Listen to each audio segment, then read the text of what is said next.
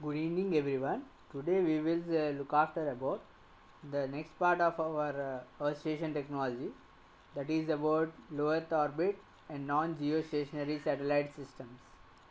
So we will see the introduction part of this low Earth orbit, and then we go for the orbit considerations, what is meant by inclined orbit, equatorial orbit, and there are, other than these orbits, new orbits are there in this one, which we are going to see here, and we are going to see some type of communications, what they can be done with the help of these orbits, which are used for the satellite rotation in the given orbit. So the first we will go for the introduction part. How can we have this initialization of our analysis of low Earth orbit? Okay, so when we go for the low Earth orbit introduction, so this is the introduction of this, how we can have the main thing which has been shown in terms of the two figures. So the two figures which are being shown, which are making you to operate the functioning of the satellites for the information transfer, you can see clearly. So initially we used to have geostationary orbit. The geostationary orbit is the major usage for major applications of having the information transfer in terms of satellites, from the satellites in your GPS operations or some other type of multiple information transfers or multiple signals. So when you go for this, the geostationary orbit is also categorized in terms of another orbit to have, that is called as non-geostationary satellites. So these are being used to have the surveillances of Earth's surface, how the Earth's surface variations are taking place. That is one way of the satellite operations. Another one is about your military data gathering that we have, and also the Earth resources data gathering. Okay, the Earth resources data gathering, what does it indicate you? That to know how the resources of information that are gathered, that are changing time to time, are being known with the help of the satellites which have been present in the orbit. So the low Earth orbit we are having, which is used as a small and simple and low cost orbit, which operates for the functioning of your signals, of small scale information transfers or small voice communication signals to transmit. We use low Earth orbit. So there is an example of iridium system, which we will be seeing in the same unit only. In the some part of the slides, after going to the downward, we will get a system called as iridium system. This iridium system will helps you to know that the satellites are being used for the communication purpose of the coverage of entire area of your Earth's surface, for the low cost of information, of low information transfer of voice communication. Okay, so that is the thing which happens. So this is the basic information of introduction about this low Earth orbit and non-geostationary orbit, and you can see the figures clearly shown, which help you to say that the first figure makes you to understand that the satellites, multiple satellites are rotating around the Earth's surface. The second figure makes you to communicate that n number of satellites which are there, each satellite can communicate to n number of devices simultaneously for the information transfer. Okay, so then we go for the next slide, which makes you to understand about your orbit considerations, how we have. So the orbit considerations of non-geostationary orbit, which has been shown here, is been made in terms of having different satellite missions. There are different non-geostationary orbit of satellite missions which are used. This is nothing but the equatorial orbit, inclined orbit, elliptical orbit, Maronia orbit, and sun synchronous orbit.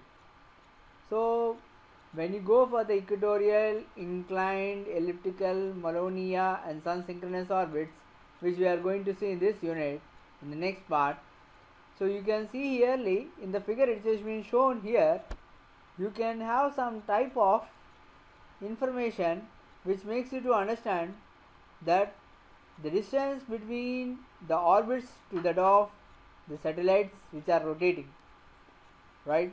The distance between the satellites that are rotating is being known, and we can also have the satellite rotation in terms of a name called as apogee and perigee. You can see clearly it is being shown here apogee, it is being shown here perigee. Perigee is nothing but it is the satellite rotation of around the Earth's surface, where it is been coming near to the Earth's surface, where it is being shown in terms of some distance which you have here, which is of 4,000 to 10,000 kilometers. Apogee is nothing but is a 64,000 kilometers of range, which makes you to understand that it is making you the satellite is moving far away from the orbit. And we are having some names which are called as Malonia, and we are calling as Polar Leo, we are calling as geosynchronous. All these are being known in the previous units to say those distances what are being present from the Earth's surface of the orbit where the satellites are rotating. So the Leo orbit has been having the distances 500 to 1500 kilometers of range where this orbit is present, where the satellite rotates in that orbit, and it will do some specific application of that satellite when it is rotating in the Leo orbit. That is, Leo is nothing but low Earth orbit, right? So that is the thing. So next we will go for the internal things to explain about the equatorial orbit. The first one is about your equatorial orbit. You can see clearly which has been shown here in terms of a figure where you have. So this figure makes you to understand clearly that we are taking the Earth's surface which is there here with the equatorial plane. You can see with the dotted line which has been shown, this is an equatorial plane of 0 degrees. From there we will go for the border point of your Earth's surface and we will take a line which makes you to have the satellite to rotate round the equatorial plane. So it is rotating round the 0 degrees of equatorial plane, and that makes you to know that in terms of a radius r. Okay, you can have here clearly. So how it is been moving, which makes you to understand here, when you are been rotating the satellite from eastward directed orbit, then it is called as prograde orbit. If the satellite is rotating from the westward orbit, it is called as retrograde orbit. What does it indicate? From east to west it is rotating prograde, west to east it is retrograde. So that is the thing which has been shown here.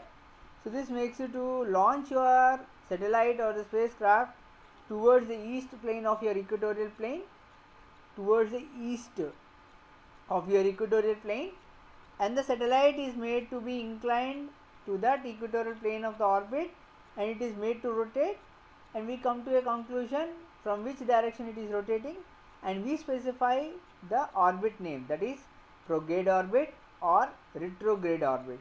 So that is the thing which has been shown. A small description of the orbits which are being shown here, which is nothing but the distances of orbital heights and what is the time it is been taking, the apparent time and observation time. So observing time is nothing but how much seconds or how much time it is taking to observe. Okay, so that is the thing. The second one is about your inclined orbit. So when you go for the inclined orbit, definitely we can see there should be some inclination.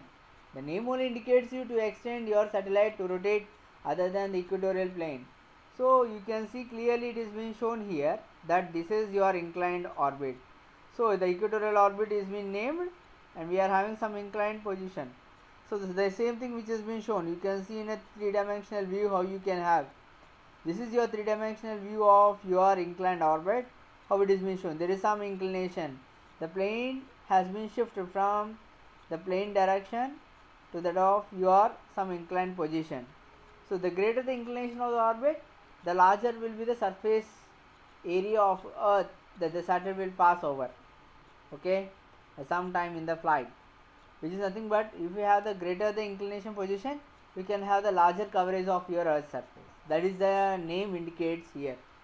So that is your inclined orbit, which makes you to understand. So the next one is about your elliptical orbit. So when you go for this elliptical orbit, the elliptical orbit makes you to understand clearly. At one position, the satellite will come near to the Earth's surface. At another position, it will go far away from the Earth's surface. Definitely, it makes you to understand that when the satellite is coming closest to the Earth's surface, it moves very much faster because it moves very much faster. What is indicated? I want to show you this one. See here, this is your elliptical orbit which has been shown clearly. When the satellite is been rotating and it is coming near to the Earth's surface, definitely there is some inclination. Okay, definitely there is some gravitational inclination, sorry, not inclination, gravitational force. So when it is coming near to the Earth's surface, the gravitational attraction will be more on the satellite, and the satellite will try to come near to the Earth's surface. At that time, it should be very much stronger, that the satellite will move very much fast to move away from the Earth's surface, to go away from the Earth's surface. But the coverage area will be the same as that of the satellite which is far away from the Earth's surface. How it is covering? Do you understand? The coverage will not change, right? So the satellite will go very much fastly when it is near, and when it goes far away from the Earth's surface, it goes slowly and cover the region of your Earth's surface. Even though satellite is near to the Earth's surface also, the coverage will be very much equal to that of the coverage will be for the satellite far away from the Earth's surface. What does my intention here is, the satellite when is near to the Earth's surface, how much is the coverage is equal to the satellite which is far away from the Earth's surface also, same coverage area. So if I consider the perigee with A1 and apogee with A2, both the area coverage will be equal. Okay, both the coverage area will be equal. So the travels of the satellite, so the traveling over the specific regions of the satellite will make you to understand that what is the eccentricity, because it is an elliptical orbit. The name indicates you elliptical orbit, no? So it is eccentricity. Eccentricity makes you to know semi-major axis, semi-minor axis. So this is the formula which is being shown here, which is a mathematical formula. Other than elliptical, we are having circular orbit.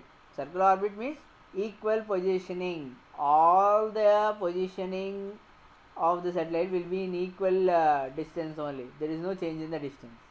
So this is the elliptical orbit which we have. The next one is about your Malonia orbit. Wow, this is one type of orbit which we are having. Originally, this has come into picture initially before the three orbits which we are having. This is the first orbit. Rather than after this, we have come with the remaining three orbits which are come into picture.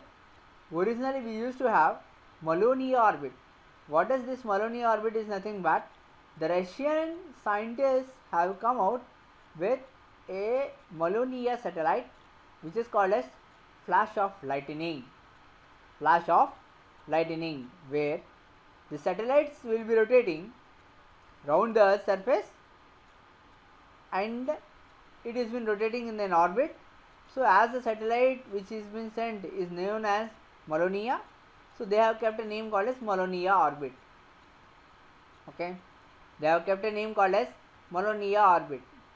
The name of the satellite is Malonia. At that time there is no orbit name, so they came with a name called as Malonia orbit, and they have kept that name for geostationary satellites and can't reach to extreme of north, and Russia has 11 time zone to achieve 24 hours of coverage of Malonia satellite used. They are separated by 180 degrees of phase. Okay, 180 degrees of phase is nothing but if one satellite is present near the north, other will be present on the other side of your south. So that makes you to understand that this orbit is helping you to see the coverage of this region, to have a communication satellite. So this is a communication satellite, okay, to communicate some type of information either in terms of some way. Okay, so these are geostationary satellites. So next one is about your sun synchronous orbit. So this is one type of sun synchronous orbit. In the textbook, we will have some type of different way of representation of this sun synchronous orbit in period. Okay, the sun synchronous orbit representation will be different in terms of figure in your textbook also. You can follow the textbook figure also. It doesn't mean that you have to follow this. You can follow that. This orbit is a polar orbit, which is a sun synchronous, and the satellite passes over the Earth's surface local time, and it is synchronized with the sun. Due to the synchronization with the sun, it will do the operation of the coverage which we are having, and makes you the satellite which is having a shadow path on the one side of your Earth's surface. On the other side of the Earth's surface, you will have the sun. Okay, so that makes you to understand. The sun shines on the one side of the Earth's surface. On the other side of the Earth's surface, it will be shadow. So that is the thing. So like that, we can have this sun synchronous orbit, which is equivalent of a polar orbit. This is called as a polar orbit. Okay. So next one is about your coverage and frequency considerations.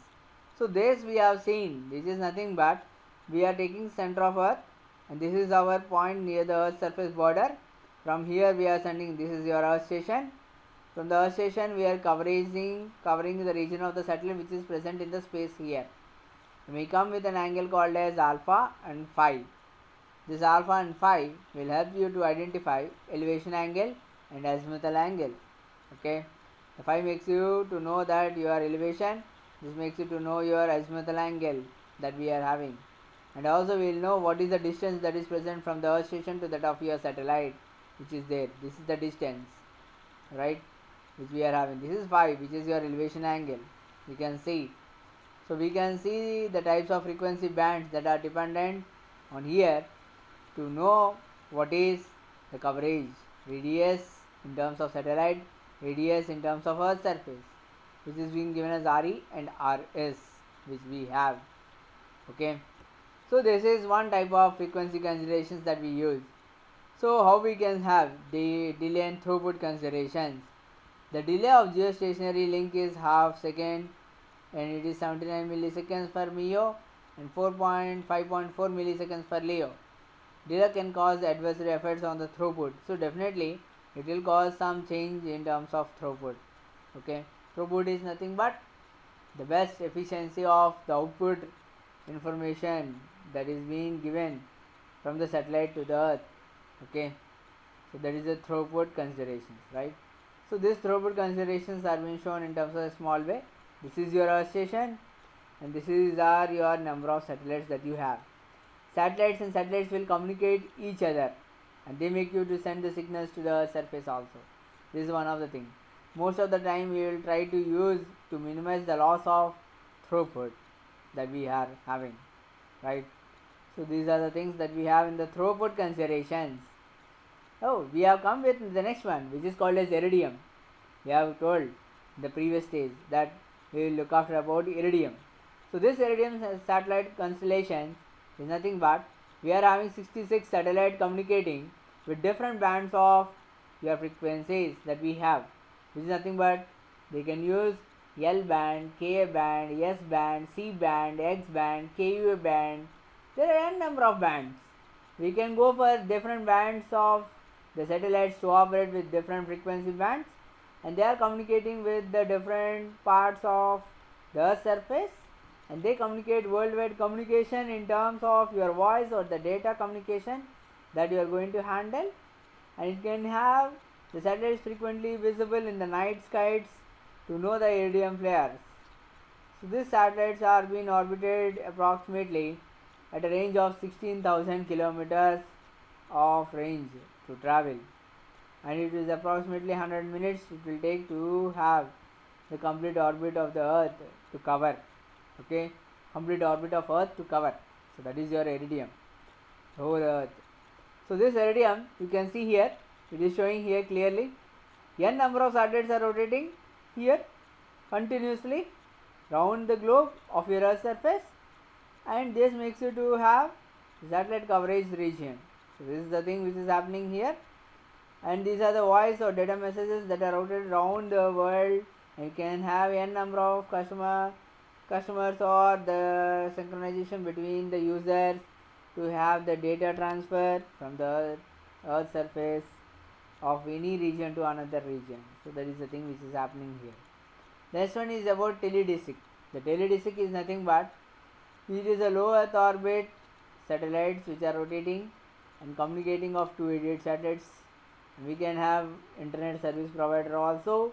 So n number of internet service providers. We are using internet now also to speak or to have the communication in the YouTube of your online or to have live access in the online. So all these things which you are doing is nothing but n number of satellites rotating continuously, and they are monitored from the orbit of low earth orbit, and they are communicating with the earth station, and they are giving the informations to your device of your laptop or to your mobile phone or to any other device of electronic device that you have, very fraction of seconds. So which is very much faster? In my sense, I think that the satellites are working very much faster rather than the traveling communication which we do either with the help of aeroplane or flight or bus or train. They will take at least some time, but this is not taking that much time to transmit the information. So the communication is very much faster nowadays, and we are using the internet huge range by ourselves to have the access of any information from any of the region of any of the area. So this is your teledesic. So like you can see this. It is somewhat how they are communicating. You can see it is a pictorial view how they design. We have designed how it is being shown in terms of encyclopedia. Just I took that picture and kept. It is not the thing. It's not the thing which has been done by me, but we have took that. Okay, that is the thing which has been happening here, which we have, right? So these are the things about the non-geostationary orbit, how we are having, how we can communicate. Thank you everyone. We will meet in the next class to see about the next topics of the global positioning system. Thank you. Thank you one and all.